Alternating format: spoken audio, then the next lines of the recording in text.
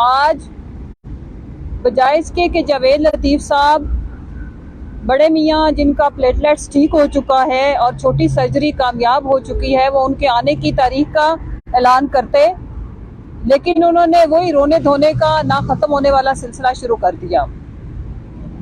और जिनको कौम से बाजमात माफ़ी मांगनी चाहिए, कौम को इस नहज पे पहुंचा के, वो आज कहते हैं कि जी नवाज शरीफ को सज़ा दिलवाने वालों को चाहिए कि वो कौम से माफ़ी मांगे। तो मैं आपको बताती चलूं कि ये जो आपका सस्ता कार्ड है, जो आपने खेलने की कोशिश की है ना, ये बिकने वाला चूरन नहीं है।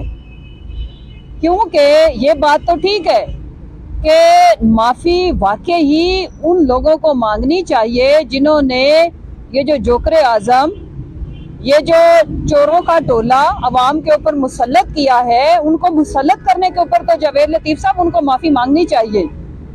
लेकिन जो नवाज शरीफ कार्ड आप खेलने की नाकाम कोशिश कर रहे हो ना, उसका मैं आपको जवाब देना चाहती हूँ कि नवाज शरीफ ने फ्लोर ऑफ द हाउस खड़े होकर कहा था, ये है वो जराए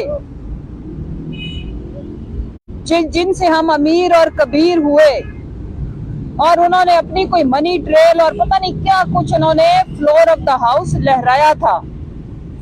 उसके बाद पाकिस्तान मेरा वतन अजीज, किसी को भी 2 साल सफाई पेश करने का टाइम आज तक नहीं मिला। आपके ऊपर एक प्रॉपर JIT बनाई गई आपकी करप्शन की दास्तान के ऊपर।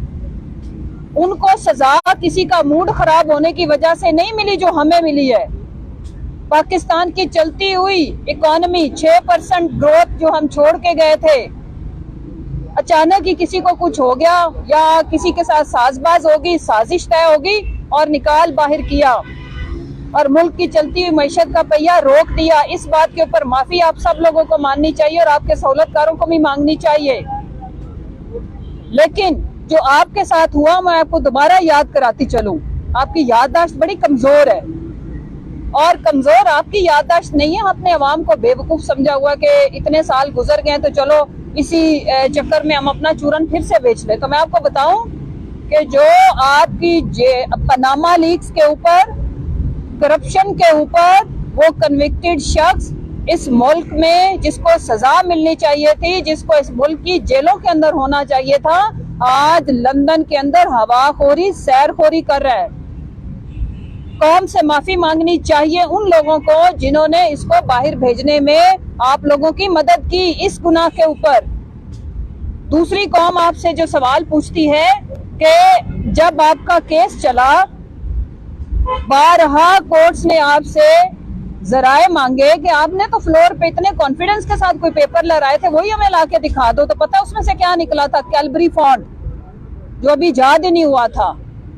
और फिर जब उन्होंने कहा कि नहीं नहीं, ये जिस वक्त के जमाने की बात हो रही है मैडम मरियम, उस वक्त तो ये फॉन्ट वजूद में नहीं आया था, आप पहले कैसे ले आई? उसके बाद एक और उन्होंने बड़ा सबूत दिया था और उसका नाम था कतरी लेटर।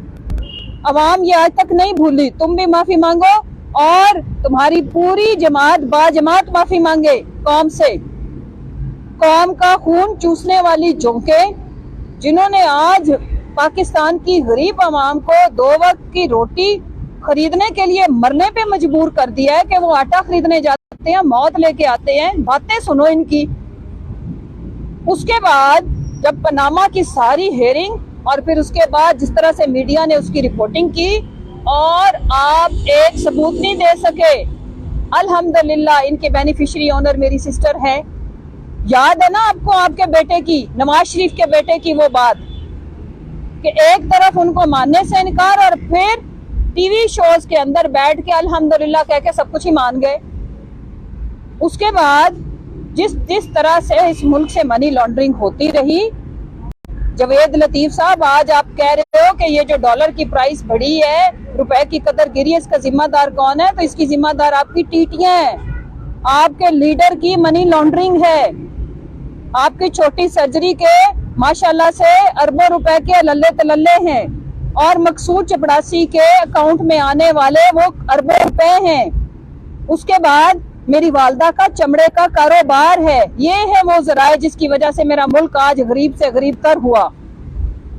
फिर आपने बड़े मासूमाना अंदाज में पूछा है कि जी हम तारीख देंगे जब ये केपी और पंजाब के इलेक्शन की अनाउंसमेंट होगी तो मैं आपको बताती चलूं कि 90 दिन से ऊपर की कोई गुंजाइश नहीं है। जिन चक्रों में आप पड़ गए हो, अवाम उन चक्रों को समझ चुकी है।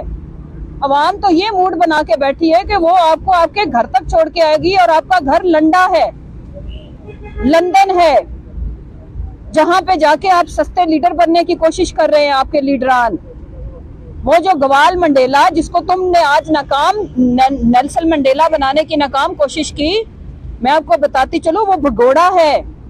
उसने इस मुल्क के आइन और कानून की धज्जियां उड़ा के, झूठा एफिडेविट देके, और इस मुल्क के साथ इस बात पे भी माफी मांगी जानी चाहिए कि जिस शख्स ने एक ऐसे शख्स का झूठा एफिडेविट अदालत में पेश किया, उसको प्राइम मिनिस्टर बना के बिठा दिया गया।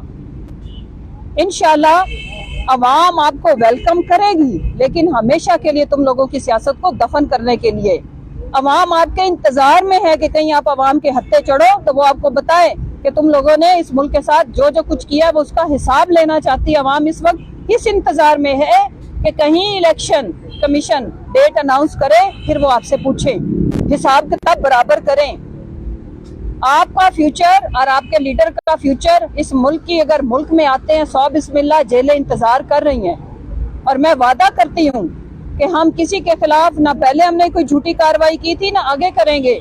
आपके तो अपने कच्चे चट्टे आपके अमाल इतने हैं कि माशाल्लाह आपकी आने वाली नस्लें भी चक्की पीसेंगी, जिनके लिए आपने इतने जहन्नुम के अंबार इकट्ठे किए हुए हैं। सो आप ये जो तड़ियां, ये धमकियां जिनको लगा रहे हैं, उनको तो लगनी चाहिए, उनको आपसे वाकई डरना भी चाहिए।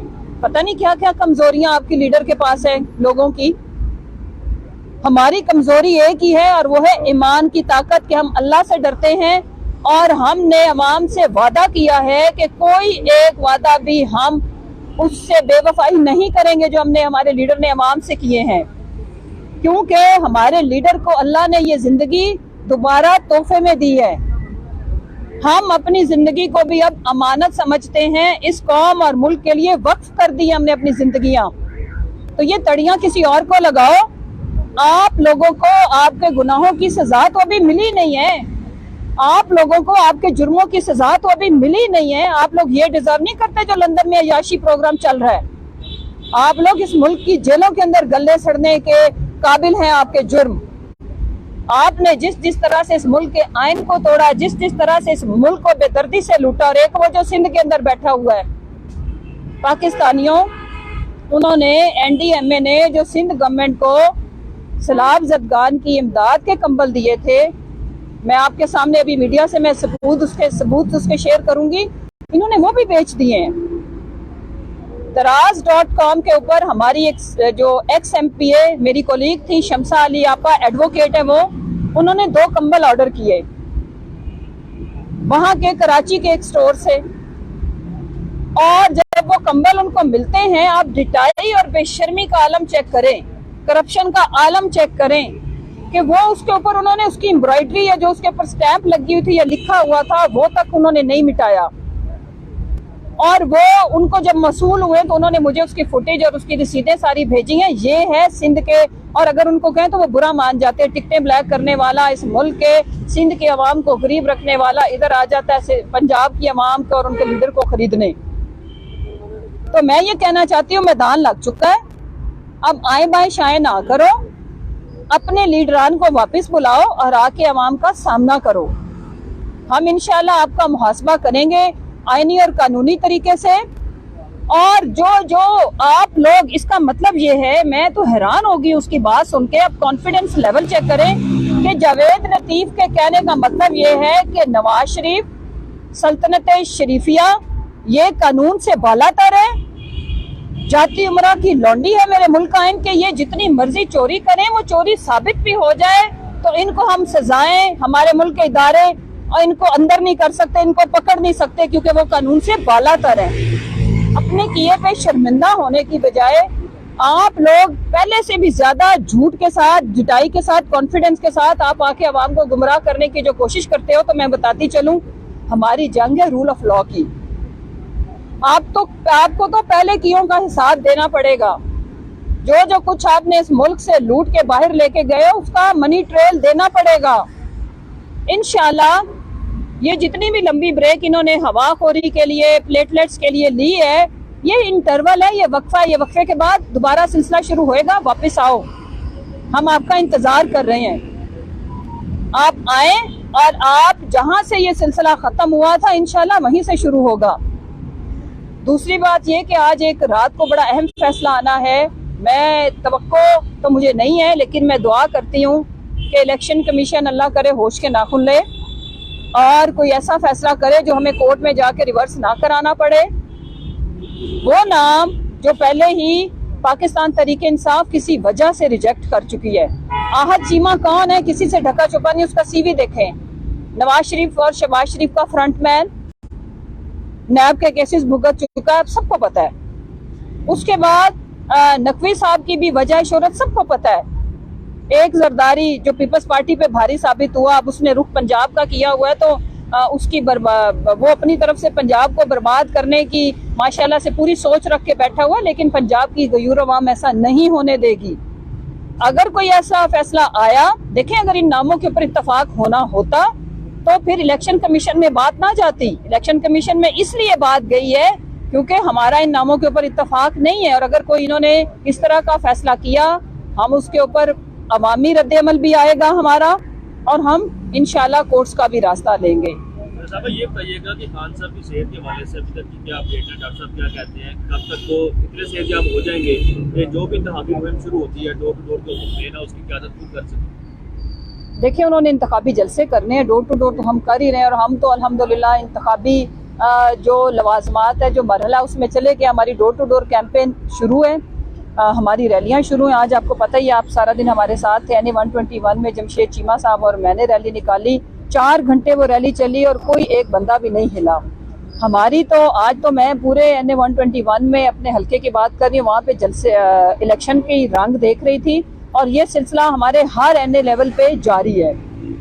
हम इलेक्शन कैंपेन में चले गए हैं। खान साहब इंशाल्लाह जैसे सेहतमंद होंगे, क्योंकि इसमें अभी कोई जो लास्ट विजिट हुआ है, इंशाल्लाह couple of week next week मेरा ख्याल है कि उनका एक दोबारा एक्सरे होना है, उससे फिर बोन की वो सिचुएशन पता चलेगी कि कितनी रिकवरी में अभी मजीद टाइम है। अच्छा, ये बताइएगा कि मुस्लिम लीग नून के समझते हैं कि आज भी कोई है जो खान साहब को पॉपुलर कर रहा है, तो पीछे कुव्वत है अभी भी बैठी नहीं है, तो कौन है वो जो पॉपुलर करता है लोगों को? कितना आसान काम है इस तरह पॉपुलर करना? अल्लाह की जात, वो बात बिल्कुल सही कर रहे हैं कि कोई जात है जो उनको पॉपुलर कर रही है, और वो अल्लाह की जात है।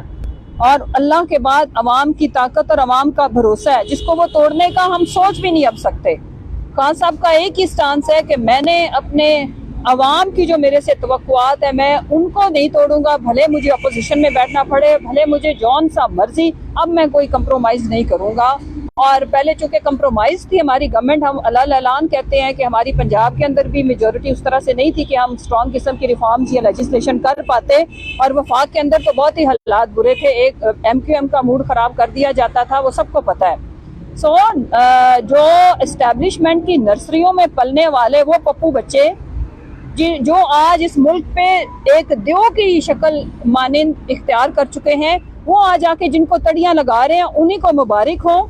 लेकिन पाकिस्तान की अवाम इनको धुतकार चुकी है, वो दोबारा इनको मौका नहीं देगी, और ये जो जुगाड़ सिस्टम है उसका भी हम इंशाल्लाह मुकाबला करेंगे। वो हमने जुलाई के इलेक्शन में भी किया था। 10,000 प्लस से तो इनके कैंडिडेट शुरू हुए थे, और जिस तरह से इन्होंने वोटर लिस्टों के अंदर हमारे वोटर को बाहर फेंका, मुर्दा वोटर को डाला हुआ था, हमारे जिंदा लोगों को इलेक्शन कमीशन की करम फरमाई से मार दिया गया। 4 से 5 मिलियन लोगों को हम जब कोर्ट्स के अंदर गए तो इन्होंने रिवर्स किया कि जी ये जिंदा हमारे से गलती हो गई थी। हर तरह की फस्ताहियत का मुकाबला करेंगे। अवाम अपने वोट की राखी खुद करेगी। अब अवाम ने जीतना है, जमहूरियत ने जीतना है। कोई किसी को पॉपुलर नहीं कर सकता सिवाय अल्लाह की और जात के और अवाम की ताकत के, और कोई किसी के ऊपर क्रॉस नहीं मार सकता जब तक अवाम ना चाहे। अवाम ने जिन पे क्रॉस मारा है वो इंशाल्लाह उनको माजी बना चुके हैं। ये माजी बनने से घबरा रहे हैं, इसीलिए इलेक्शन से भाग रहे हैं। 35 लेक्चर लग रहे हैं, ये इनकी तादाद बढ़ सकती है? खुद से इस्तीफे मंजूर करवाए जा सकते हैं, या अभी ये स्पीकर साहब की मर्जी पे चलते रहेंगे? बेसिकली तो अकल के अंधे हैं। ये जो काम हम इनसे रिक्वेस्ट करके करवाना चाहते थे ये हमारी दूसरी मूव से घबराहट का शिकार होकर कर रहे हैं, तो थैंक यू वेरी मच।